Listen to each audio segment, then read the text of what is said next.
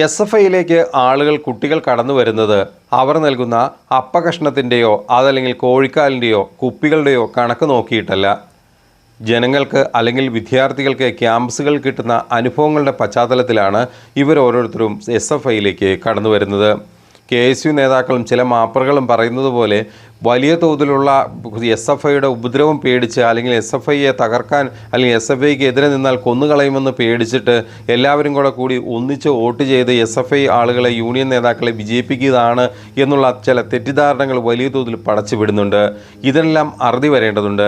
ഈ പറയുന്നതല്ല സത്യം എന്ന് തെളിയിക്കുന്ന പലതരത്തിലുള്ള പലതരത്തിലുള്ള സ്റ്റേറ്റ്മെൻറ്റുകളും പല ഉന്നതരായ ആളുകളുടെ അടുത്തുനിന്നും പുറത്തു വന്നു കഴിഞ്ഞു. കിട്ടിയ അനുഭവങ്ങളുടെ വെളിച്ചത്തിലാണ് ഇവർ പറയുന്നത്. എന്തുകൊണ്ടാണ് താൻ SFIയിലേക്ക് കടന്നു വന്നത് എന്നുള്ള രീതിയിലുള്ള ഒരു യുവാവിൻ്റെ കുറിപ്പ് വലിയ തോതിൽ ഷിയാസ് ഷംസു എന്ന് പറയുന്ന ഒരു യുവാവിൻ്റെ കുറിപ്പ് ഫേസ്ബുക്കിൽ കുറിച്ചതാണ്. അത് വലിയ തോതിൽ വൈറലായിരുന്നു. അതായത് പഠനകാലത്ത് SFI പ്രവർത്തകനായിരിക്കെ മകൻ്റെ അഡ്മിഷന് വേണ്ടി വന്ന പിതാവിനെ സഹായിച്ചതും SFI എന്ന സംഘടനയുടെ നീതിയും മനുഷ്യത്വബോധവും നേരിൽ കണ്ട് ആ അച്ഛൻ്റെ മകൻ പിന്നീട് SFIക്ക് വേണ്ടി മുദ്രാവാക്യം വിളിക്കാൻ തുടങ്ങിയതുമൊക്കെയാണ് ഈ ഷിയാസ് ഷംസുവിൻ്റെ ഫേസ്ബുക്ക് പോസ്റ്റിലൂടെ പറയുന്നത്. ക്യാമ്പസുകളിൽ കുട്ടികൾ SFI ആകുന്നത് അനുഭവങ്ങൾ കണ്ടാണെന്ന് ഈ ഷിയാസ് ഷംസു അദ്ദേഹത്തിൻ്റെ ഫേസ്ബുക്ക് കുറിപ്പിൽ പറയുന്നു. അത് തികച്ചും അനുഭവങ്ങളുടെ വെളിച്ചത്തിൽ എന്ന് വ്യക്തമായി തന്നെ പറയേണ്ടിയിരിക്കുന്നു. അവർ കണ്ട ചില കാഴ്ചകൾ, അവർ അനുഭവിച്ച ചില സംഭവങ്ങൾ, അവർക്ക് കിട്ടിയ ചില പ്രത്യുപകാരങ്ങൾ, ചില ഉപകാരങ്ങൾ, ഇത്തരത്തിൽ കിട്ടേണ്ട ചില ആനുകൂല്യങ്ങൾ, അർഹത ഉണ്ടായിട്ടും കിട്ടാതെ പോയ പല ആനുകൂല്യങ്ങളും പിടിച്ചു വാങ്ങി നൽകുന്നതിന് പിന്നിൽ SFIയെ പോലുള്ള വിദ്യാർത്ഥി സംഘടനകൾക്ക് ശക്തമായ ഇടപെടലുണ്ട്. അവർക്കതിനുള്ള സ്വാധീനമുണ്ട്. SFIU MSF മുന്നണി പോലെ മാപ്രകൾക്ക് നൽകിയ കുപ്പിയുടെയും കോഴിക്കാലിൻ്റെയും ബലത്തിൽ വളർന്നതല്ല SFI എന്നും SFI നിലനിൽക്കുന്ന വിദ്യാർത്ഥി സമൂഹത്തിൻ്റെ ഹൃദയത്തിലാണെന്നും കുറിപ്പിലൂടെ ഈ ഷിയാസ് എന്ന് പറയുന്ന വ്യക്തി പറയുന്നു. കാരണം ഇത് സോഷ്യൽ മീഡിയ കാലമാണ്. പൊതുസമൂഹം ഇതെല്ലാം കാണുന്നുണ്ട് എന്ന വിചാരം വേണം. ഏതൊക്കെ തിരുത്തണം എന്ന് വഴിയെ പറയാം. അതിനു മുൻപ് SFI സംഘടനാ പ്രവർത്തനത്തിനിടയിലെ ഇപ്പോഴും മനസ്സിൽ തങ്ങി നിൽക്കുന്ന കണ്ണീർ നനവുള്ള ഒരു ഓർമ്മ പറയാമെന്നോടുകൂടി തന്നെയാണ് ഈ ഷിയാസ് അദ്ദേഹത്തിൻ്റെ ഫേസ്ബുക്ക് കുറിപ്പ് തുടങ്ങി വയ്ക്കുന്നത്. ലോ കോളേജ് പഠനകാലത്തെ ഒരു അനുഭവമാണ് ഈ ഷിയാസ് പുറത്തേക്ക് വയ്ക്കുന്നത്. വർഷവും ബാച്ചും എനിക്കും കൃത്യമായി ഓർക്കാൻ സാധിക്കുന്നില്ല. അതായത് ഓർമ്മയുണ്ട്, പക്ഷേ എങ്കിലും ഞാനത് പറയുന്നില്ല എന്നാണ് പറയുന്നത്. കാരണം ഇപ്പോൾ ജീവിച്ചിരിക്കുന്ന ഒരു വ്യക്തിയാണ്, അദ്ദേഹത്തിന് പല അനുഭവങ്ങളും കിട്ടിയേക്കാം. അതുകൊണ്ടാണ് അദ്ദേഹം ആ വർഷവും സമയം ബാച്ചും പറയാത്തത്. കോളേജിലെ ഒരു അഡ്മിഷൻ ദിവസം സമയം രാവിലെ 7 മണി പോലും ആയിട്ടില്ല. രാജേട്ടൻ്റെ കടയിൽ ഒരു ചായയും കുടിച്ച് ഹോസ്റ്റലിലേക്ക് തിരിച്ചു. പോകുന്ന വഴിയിൽ കോളേജിലെ പോർട്ടിക്കോയിൽ അത്യാവശ്യം ശാരീരിക ആവശ്യതകളുള്ള ഒരു വൃദ്ധനായൊരു മനുഷ്യനെ ഒരു പയ്യനും കൂടിയിരിക്കുന്നുണ്ട്. ഞാൻ അടുത്ത് ചെന്ന് സംസാരിച്ചു. സീനിയേഴ്സ്, റാഗിങ് എന്നിങ്ങനെയുള്ള നിരവധി ഭയങ്ങൾ ഉള്ളിലൂടെ കടന്നു പോയത് കൊണ്ടാകാം ആദ്യമൊക്കെ അവർ രണ്ടുപേരും ഒന്നും തുറന്നു പറഞ്ഞില്ല. ഞാൻ വീണ്ടും സംസാരിച്ചപ്പോൾ അവർക്ക് ആ വിമുഖത ഒക്കെ മാറി സംസാരിച്ചു. കുറേ നേരം സംസാരിച്ചപ്പോൾ കോളേജിൽ അഡ്മിഷൻ വന്നതാണെന്നും കയ്യിൽ ക്യാഷ് കുറവായതിനാൽ റൂം എടുത്തില്ല എന്നും പറഞ്ഞു. ഫ്രഷ് ആയിട്ടില്ല എന്ന് പറഞ്ഞപ്പോൾ എൻ്റെ കൂടെ ഹോസ്റ്റലിലേക്ക് വന്ന് കുളിച്ച് ഡ്രസ്സ് മാറി പോകാമെന്ന് പറഞ്ഞ് ഞാൻ വിളിച്ചു. ആദ്യമൊക്കെ അവർക്കൊരു ഭയമോ മടിയോ ഒക്കെ ഉണ്ടായിരുന്നെങ്കിലും ഞാൻ നിർബന്ധിച്ചപ്പോൾ അവർ എൻ്റെ കൂടെ വന്നു. കുളിച്ച് ഡ്രസ്സ് മാറുന്നതിനിടയിൽ ആ പിതാവ് മനസ്സ് തുറന്ന് സംസാരിച്ചു. മൂത്തവരെല്ലാം പെൺകുട്ടികളാണ്, അവർക്ക് ജോലിയൊന്നും ആയിട്ടില്ല. ഇത് ഇളയ മകനാണ്, അവൻ്റെ ഏറ്റവും വലിയ ആഗ്രഹമാണ് വക്കീലാകുക എന്നത്. ഇപ്പോൾ തന്നെ കയ്യിലാകെയുള്ളത് 2800 രൂപയാണ്. അഡ്മിഷൻ എത്ര രൂപ വേണമെന്നറിയില്ല. കയ്യിലുള്ള പൈസ അഡ്മിഷനും തിരിച്ചു പോകാനും കൂടി തികഞ്ഞാൽ മാത്രമേ അഡ്മിഷൻ എടുക്കുകയുള്ളൂ. എൻ്റെ അവസ്ഥ മോനും മനസ്സിലാകും എന്നാണ് ഷിയാസിനോട് ആ വൃദ്ധനായ പിതാവ് പറഞ്ഞത്. എത്രയോ അകലെ നിന്ന് വന്ന ഒരു അച്ഛനും മകനുമാണത്. കാരണം എറണാകുളം നഗരത്തിലെത്തി അല്ലെങ്കിൽ അവിടെ എത്തിയിട്ട് ഒരു റൂം എടുക്കാനുള്ള പൈസ ഇല്ല. അന്നത്തെ കാലഘട്ടത്തിൽ തീരെ പൈസ ഇല്ലാത്ത വ്യക്തി, ആ വ്യക്തിയുടെ കയ്യിൽ ആകെയുള്ള 2800 രൂപ മാത്രമാണ്. എറണാകുളം പോലുള്ള ഒരു സ്ഥലത്ത് ഒരു റൂം എടുത്ത് താമസിച്ച് പിറ്റേന്ന് ഫ്രഷായി നല്ല ഭക്ഷണവും കഴിച്ച് ഒരു സ്ഥലത്തേക്ക് പോകണമെങ്കിൽ എത്രത്തോളം രൂപയാവും? അതും 2 പേർക്ക് എത്രത്തോളം രൂപ വേണ്ടി വരും? ഈ അനുഭവം എങ്ങനെയാണ് തനിക്ക് കിട്ടിയ അനുഭവത്തെക്കുറിച്ചാണ് ഷിയാസ് പറഞ്ഞു വയ്ക്കുന്നത്. ആദ്യമൊക്കെ എല്ലാ കോളേജിലും പറയുന്ന ലോ കോളേജിലൊക്കെ ആകുമ്പോൾ റാഗിങ് മറ്റതുപോലുള്ള പ്രശ്നങ്ങൾ ഒക്കെ ഭയന്നിട്ട് അല്ലെങ്കിൽ അത്തരത്തിലുള്ള റാഗിങ്ങിൻ്റെ ഇഷ്യൂസ് എല്ലാം ഭയന്നിട്ട് ഈ മനുഷ്യർ ഒന്നും മിണ്ടാതെ പേടിച്ച് വിറച്ചിരിക്കുന്ന കാഴ്ചയാണ് ഇദ്ദേഹം കണ്ടതെന്നും പിന്നീട് അദ്ദേഹത്തെ വളരെ നിർബന്ധപൂർവ്വം ക്ഷണിച്ച് ഹോസ്റ്റലിലേക്ക് അവിടെ കൊണ്ടുപോയി വസ്ത്രങ്ങൾ മാറാനുള്ള ഒരു സാഹചര്യമൊക്കെ ഒരുക്കിയെന്നുമാണ് ഇദ്ദേഹം പറയുന്നത്. ഇത്രയും കേട്ടപ്പോൾ എൻ്റെ ഉള്ളൊന്ന് പിടഞ്ഞു. PTA ഫണ്ട്, മുഡ് കോർട്ട് ഫണ്ട്, അതുപോലെ തന്നെ കോഷൻ ഡെപ്പോസിറ്റ് എല്ലാം കൂടി 4600 രൂപയോ മറ്റോ ആകും. രാജേട്ടൻ പത്ബുക്ക് അടച്ചാൽ പട്ടിണിയാകുന്ന ഒരു സംവിധാനം. രാജേട്ടനെ ഒരിക്കലും അങ്ങനെ ചെയ്യില്ല എന്നുള്ള വിശ്വാസമാണ് അന്നെൻ്റെയും ഞങ്ങളുടെ എല്ലാവരുടെയും ഒരു വിശ്വാസം. എൻ്റെ അതേ അവസ്ഥ തന്നെയാണ് അന്നത്തെ എല്ലാ SFIക്കാർക്കും. ഏതെങ്കിലും സാമ്പത്തിക സഹായം ചെയ്യാനുള്ള മനസ്സല്ലാതെ പോക്കറ്റിൽ 50 രൂപ എടുക്കാനുണ്ടാകില്ല. 4600 രൂപയോളം ആകുമെന്നും പറഞ്ഞതൊക്കെ ആ മനുഷ്യൻ്റെ മുഖത്ത് സങ്കടം വന്ന് നിറയുന്നത് ഞാൻ കണ്ടു. മോൻ്റെ വലിയ ആഗ്രഹമായിരുന്നു വക്കീലാകുക എന്നുള്ളത്. എറണാകുളത്ത് കിട്ടാത്തതുകൊണ്ട് ചേരുന്നില്ല എന്ന് വെച്ചതാ.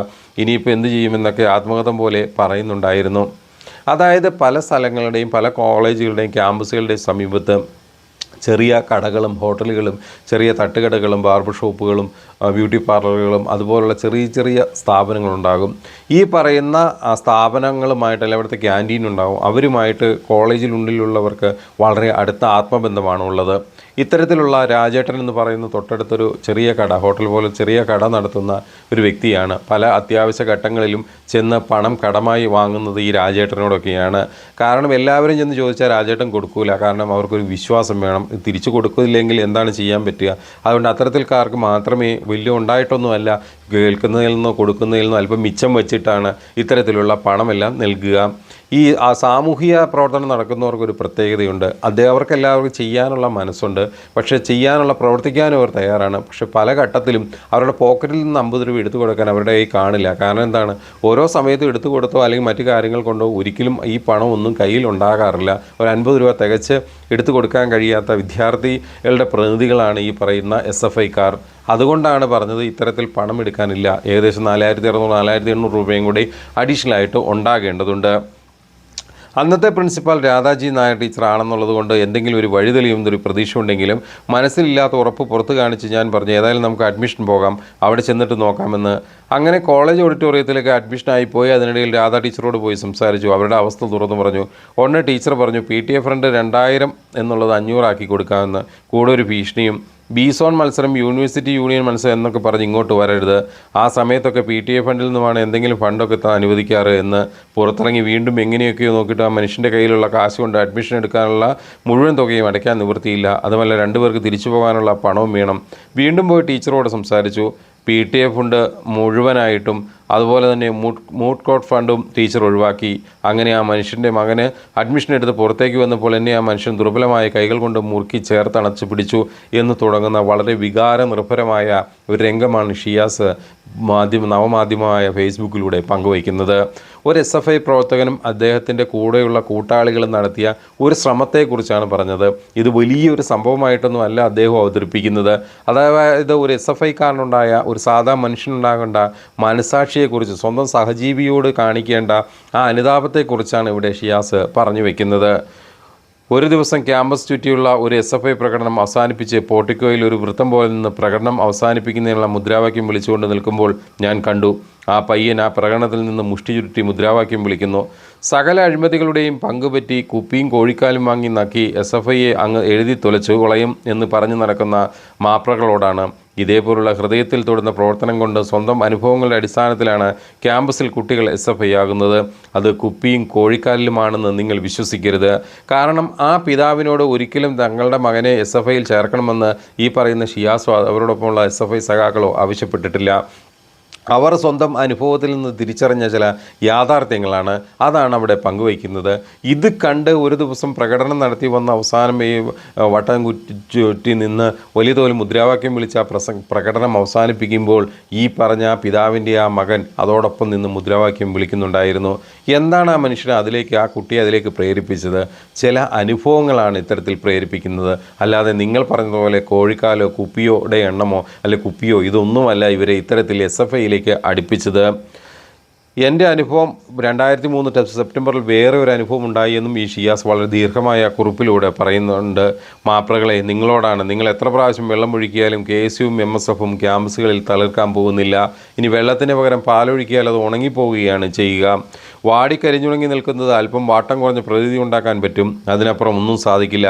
SFIയെ എഴുതി ഇല്ലാതാക്കാനും പറ്റില്ല. കാരണം KSU MSF മുന്നണി പോലെ മാപ്രകൾക്ക് നൽകിയ കുപ്പിയുടെയും കോഴിക്കാലിൻ്റെയും ബലത്തിൽ വളർന്നതല്ല SFI നിലനിൽക്കുന്ന വിദ്യാർത്ഥി സമൂഹത്തിൻ്റെ ഹൃദയത്തിലാണ്. ആത്മാവിനെ തൊട്ടുകൊണ്ടുള്ള അദ്ദേഹത്തിൻ്റെ അഭിപ്രായ പ്രകടനങ്ങളാണ് അതായത് ആ ഫേസ്ബുക്ക് കുറിപ്പിലൂടെ നമ്മൾ കണ്ടത്. വളരെ ആത്മാർത്ഥമായി അദ്ദേഹത്തിന് അത് പറയാൻ സാധിക്കുന്നത് സ്വന്തം അനുഭവത്തിൽ നിന്നാണത് പറയുന്നത്. ഈ അച്ഛനും മകനും ഇന്നും ജീവിച്ചിരിപ്പുണ്ട്. ഈ പറഞ്ഞ സ്കൂൾ പ്രിൻസിപ്പാളായ ടീച്ചറും ഇന്ന് ജീവിച്ചിരിപ്പുണ്ട്, ഈ കുട്ടിയും ജീവിച്ചിരിപ്പുണ്ട്. ഇവരെല്ലാം പറയുന്നത് ഇവർക്കെല്ലാം ഈ പറയുന്ന അനുഭവങ്ങൾ കൃത്യമായി അവർക്ക് ബോധ്യപ്പെട്ടിട്ടുണ്ട്. ഇല്ലെങ്കിൽ ഇത്തരം നുണപ്രചാരണങ്ങളല്ല അദ്ദേഹം നടത്തിയത്. ഈ ഷിയാസിനെ പോലുള്ള SFI സഖാക്കളാണ് എന്നും ഇടതുപക്ഷത്തെ ഹൃദയത്തോട് ചേർത്ത് നിർത്തി ഈ നാടിൻ്റെ അനുഭവങ്ങൾക്കൊപ്പം നിന്ന് പ്രവർത്തിക്കുന്നത്. ഇത് ഒരാൾക്കും ഊതിക്കെടുത്താൻ കഴിയില്ല.